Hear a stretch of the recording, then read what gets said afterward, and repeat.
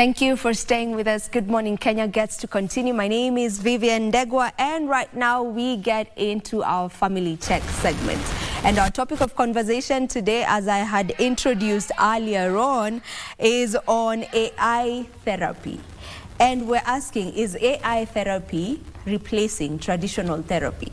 And this is coming, from the interactions we have on our day-to-day with each other, and I am sure you know of someone, or even yourself, who talks to AI, and they take AI as their therapist, and whatever they prompt it and the response they get, they take it as the gospel truth, or it kind of consoles them in one way or another whenever they're having anything they feel like they need to talk to someone about it. So it is our reality right now. It is the reality we're living in, and we're just trying to pose the question to you. Has it come to a point where it is now replacing me going to a therapist, sitting down with a therapist, speaking to them, and letting them also listen to me as they also talk to me back?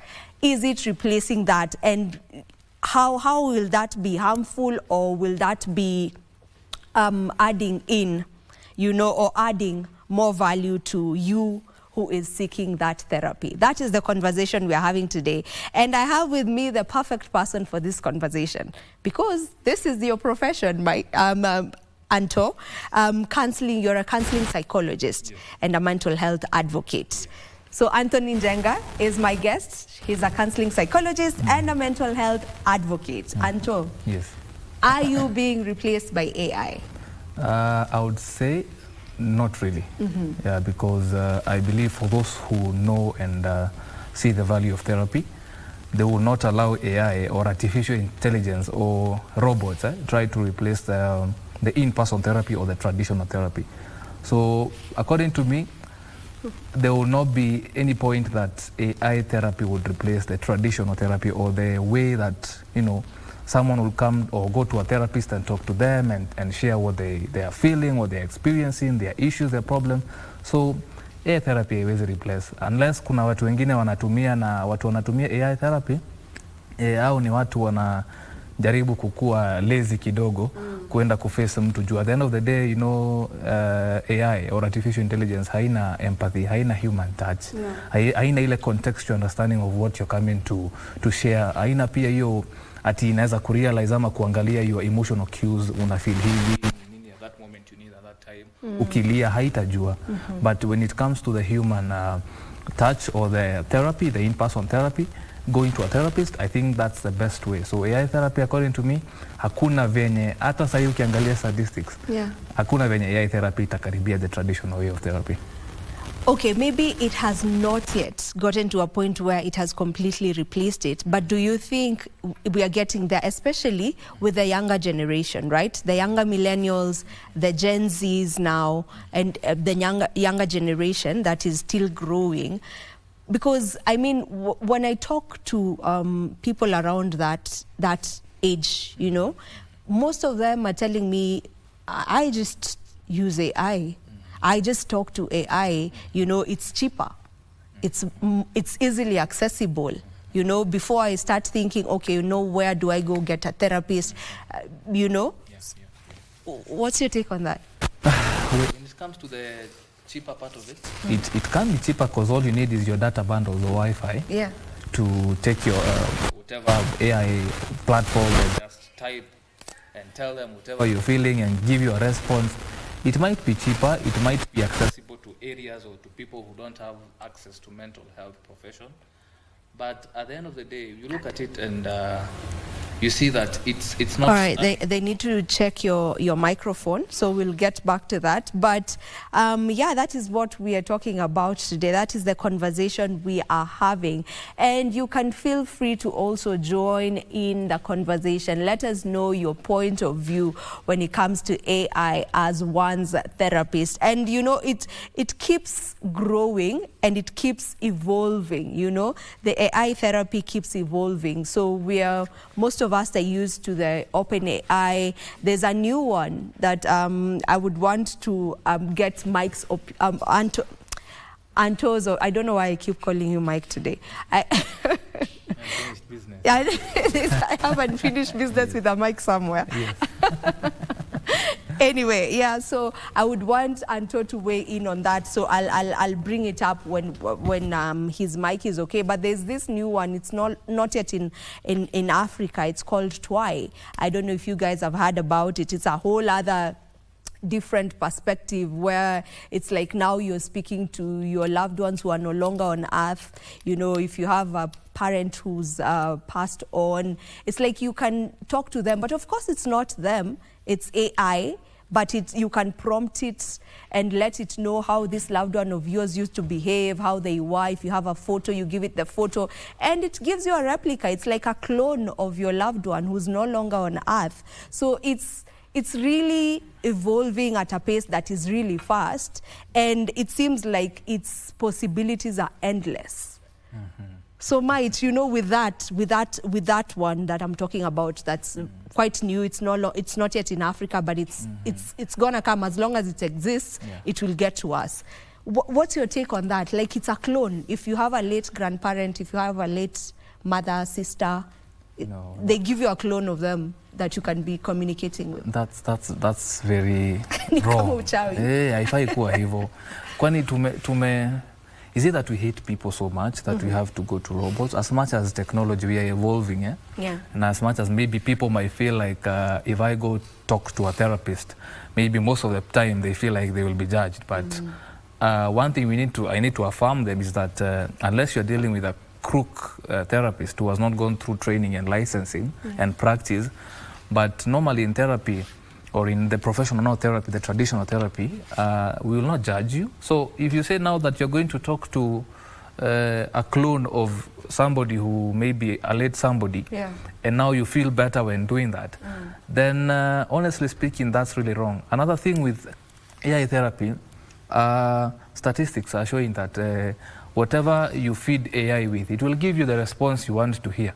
So what are the odds that you are at a point where you have suicide ideation and you prompt it on something that you want to, and it gives you ways on how to actually do or attempt the suicide? There was actually a case on the same. You understand? There was a mother who had sued I think ChatGPT for specifically that, because their son, who was actually younger than 18 years, died by suicide, and it was suicide that, you know, he was led through via asking, you know, online, so how do I go about this, how do I, until they... Then how is that safe? Then how is AI therapy safe then? You see now, Vivian, let's tell people the reality. We need people. We need people. At the end of the day, we need people. As much as you have experienced a bad experience before, you need people to talk to. You don't necessarily have to walk into a therapist, really, if you really don't have the finances or you don't have the accessibility of a mental health professional. But you see, therapy is not only about going to a therapist. Therapy, you can feel better. There's something called catharsis, where when you speak, you feel better. You can get somebody you trust. It can be a friend. It could be one friend that you know that can really listen to you. Could be a family member. Could be someone, a stranger. It doesn't have to necessarily be... Unajua watu husema hivi, Vivian, And I think it's just an excuse to escape the reality. They are in denial of the reality. That, oh, therapy is expensive. But at the end of the day, you see, our mental health is as important as our physical health. Most people, a percentage of people will invest on their physical health to go and do full body checkup. Now, you have done your full body checkup, you're forgetting about your mental checkup. This is very important. If you mess with your mental health, nothing can ever be well with you. So people invest so much on their physical health. They will pay hundreds of thousands. They will pay insurance monthly, even though it's 500 shillings. Hata kama ni 500. Watalipa to go and get now the physical health checkup. But now you see, when it comes to mental health, they are complaining, oh, therapy is expensive. Oh, I can't talk to a professional. Oh, according to my culture, we don't believe in counseling. Oh, that's just an excuse to escape the reality. Now, you see such kind of people, now, when they keep on talking about that, they find themselves now locking themselves up, the point of isolation. You see, AI therapy introduces something called isolation. And isolation is dangerous to your mental health. You see, the moment you are the kind of person, you're always in your house, in your bedroom, in your room, just texting AI therapy and saying, oh, I have an issue, help me solve this issue. And AI therapy brings you a solution. But at the end of the day, what you're forgetting is you need to really deal with the main root issue. Unajua, anaweza kupatia, you see, therapy is not only about giving solutions. We actually don't give solutions to therapy. As therapists, we don't give solutions to clients. Yeah. It is the clients to find the right solutions for themselves. For us, we guide them to the best solution. Now, for AI therapy, it will give you exactly the kind of solution you want. And maybe the kind of solution you want could not be the main issue that you're going through. Unaweza sema, maybe you are, for example, you feel like you're emotional, you feel like you don't want to live anymore. And AI therapy tells you, you have a condition that maybe you don't have, and could be you're just stressed about something. So you see now, with that, it brings a lot of confusion.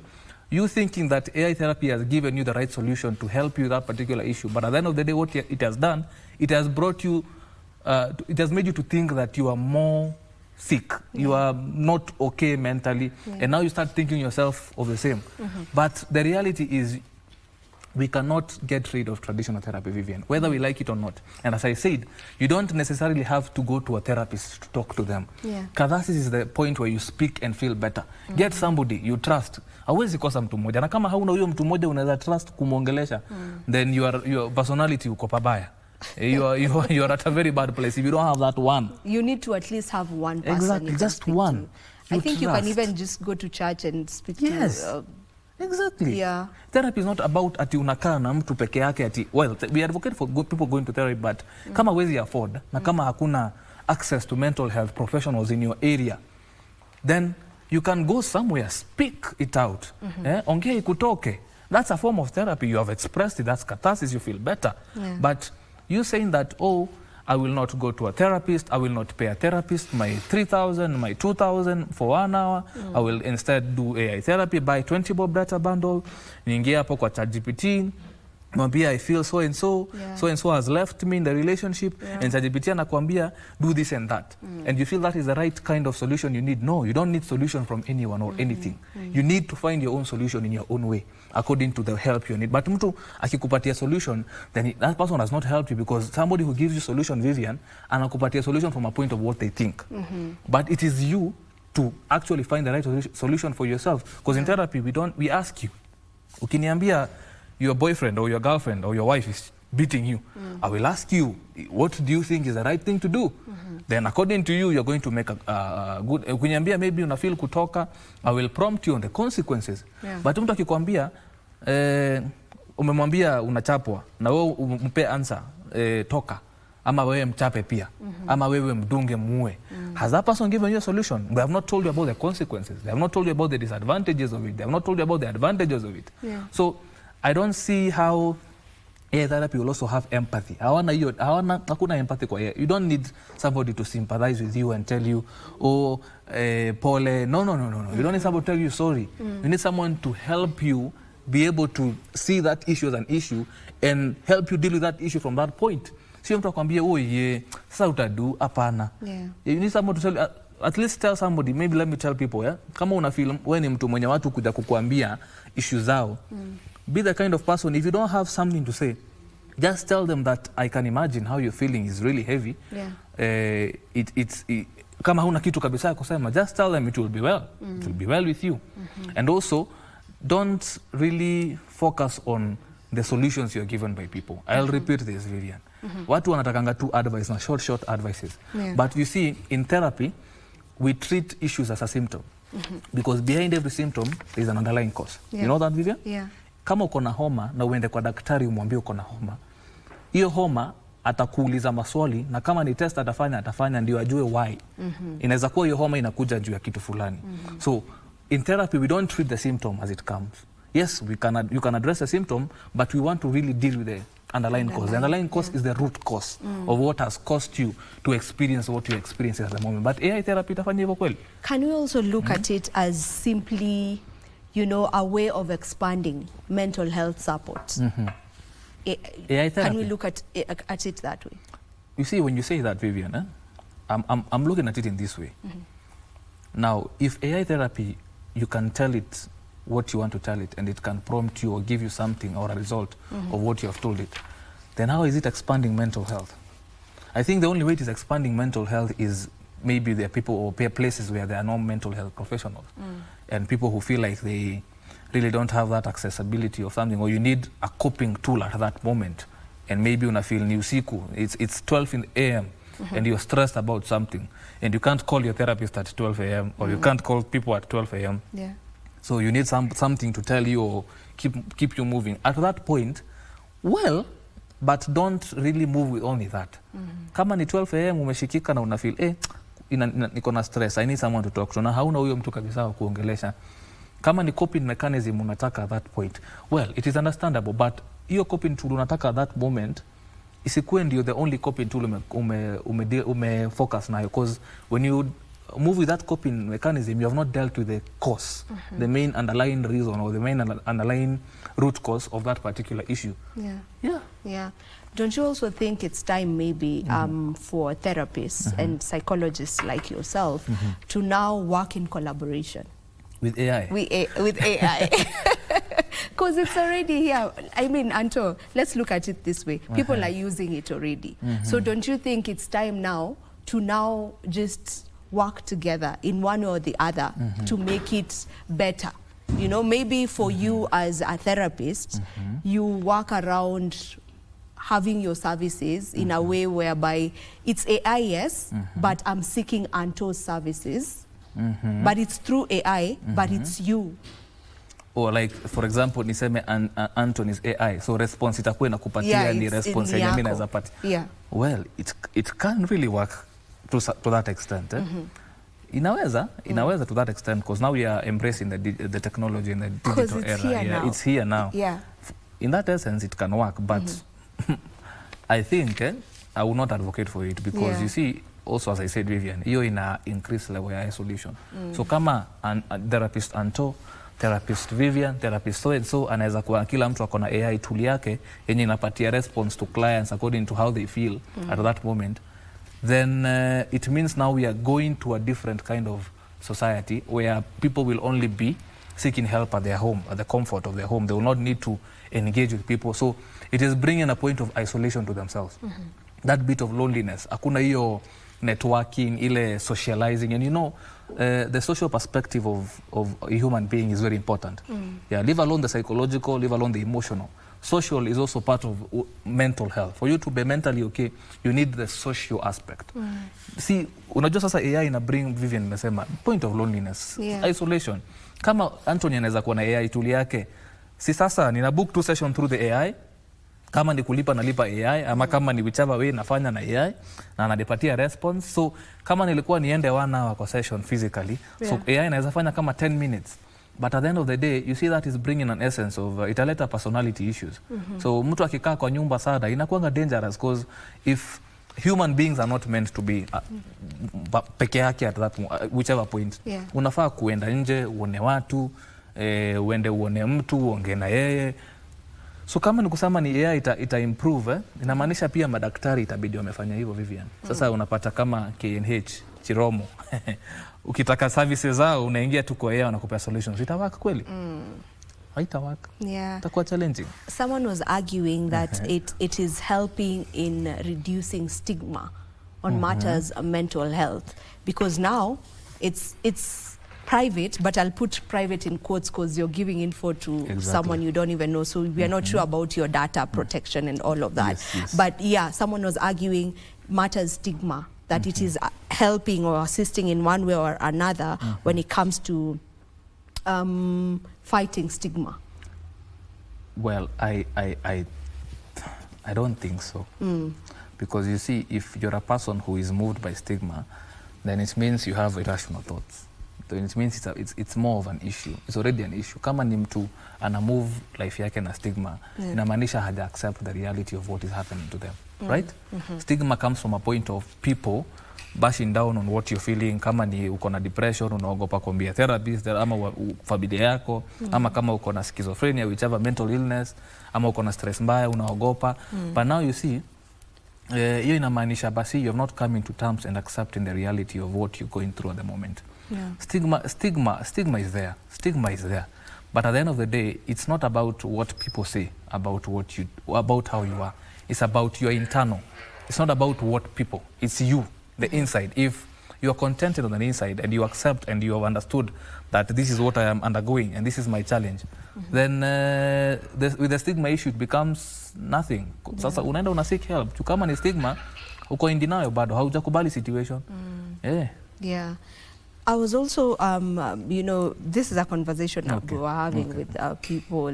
That's why, you know, we decided to have it as a topic.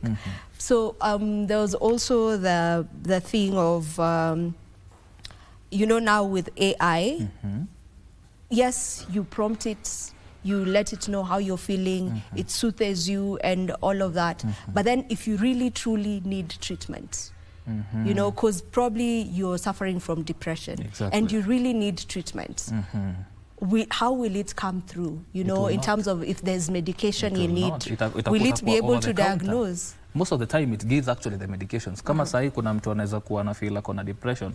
And you see, the thing with, let me just say this, Vivian, you cannot say you're depressed. You have to be medically assessed to be depressed. You cannot say you are anxious. You need to be diagnosed. You need to be diagnosed. Hauwezi concludia. Ni kama venye watu usema social media, huyu ni narcissist. Narcissistic is a personality disorder. You can't call someone a narcissist. It needs to be... It needs to be diagnosed. They need to go through the process. We love that word. No. Hiyo ni mbaya sasa. What people go out there calling, ula ni narcissist. Yeah, he's a narcissist. Ula ni narcissist. You see, with mental health, let me just say this, for people to understand.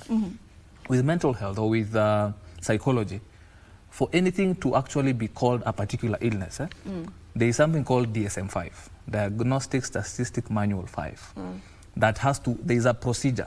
So hawezi sema mtu ako controlling na ako manipulative and ako physically abusive and now you conclude and say that that person is a narcissist. There are procedures that and steps that follow for you to actually conclude and say that this is a narcissist. And you can't do it by yourself. Somebody who does not have an understanding of DSM-5, unless kama ni mtu anajua DSM-5 na ni clinical officer, therapist, psychologist, anaweza, but unajidiagnose mwenyewe, una point fingers and say ule ni narcissist, ule So for you to actually be depressed, for you to actually say you're depressed, you have to be diagnosed. So hata ukienda sahi kwa ChatGPT, you say I feel like I am overwhelmed, I feel like I don't feel like I want to live in this world, then ChatGPT kwambie ama whichever AI tool ikwambie, hey, this is what you're going through, and ikupe treatment, there is medication, there is therapy, definitely wanakuambianga, but then ChatGPT kuambia psychotherapy. They give you as an option. So mbona basi tuna advocate. So ikikupatia psychotherapy, kwambia medication, inakwambia so and so medication, so and so medication. So most people now go and get it over the counter. But most of these mental illness medications hazikuangi au peangwe kama hauna stamp. But kuna hizi commons za kutuliza the whatever at that moment you're feeling.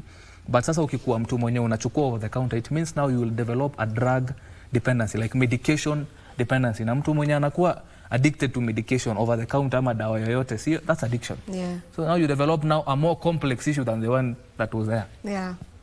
What would you say is aiding to the rise of AI therapy and AI therapists? Is it out of need? Is it out of convenience? Is it just that there's a cultural shift now when it comes to how we look at mental wellness? What do you feel is really aiding that? I think it's from a point of culture also, cultural influence, a point of need. Maybe, for example, as I say, there are areas or there are places that people don't have access to mental health professionals.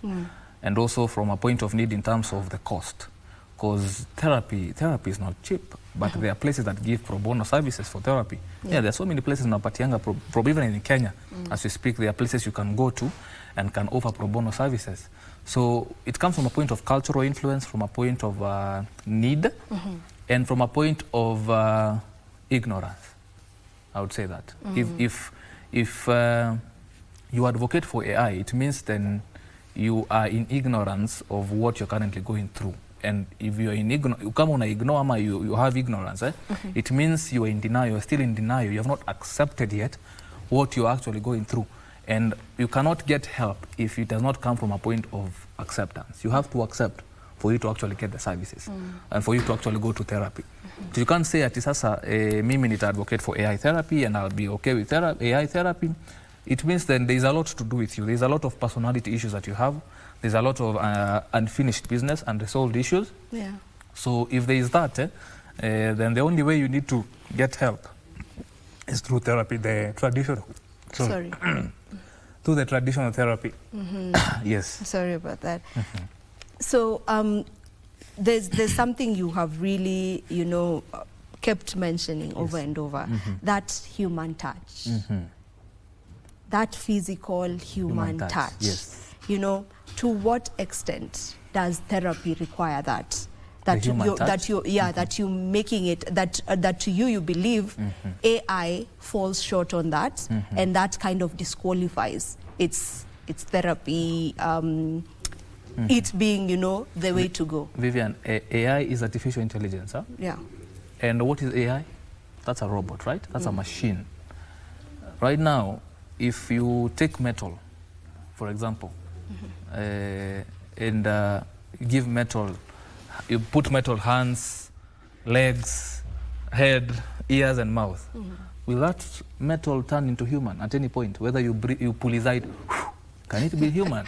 It cannot. Exactly. So there is that. Ni kama hii kikombe. There are people actually who idol some stuff. So tuseme kama hii kikombe ni AI. Hakuna venye hii kikombe itajua venye na feel at whichever moment. So it can never be human. So there's a very big difference between robot and human. So what you're saying, it can never understand the depth of human emotion. It can never understand. Hata we prompt aje, at the end of the day that is not human. So haina hiyo haitaweza kukuwa na hiyo contextual understanding, haitakuwa na hiyo level ya empathy, haitaweza ku understand your emotional cues, what you're going through at whichever moment. Ni una express what emotions, and you expressing these emotions, what can I do to help you at this moment. Haiwezi jua hiyo. Hiyo itajua kenye unaiambia.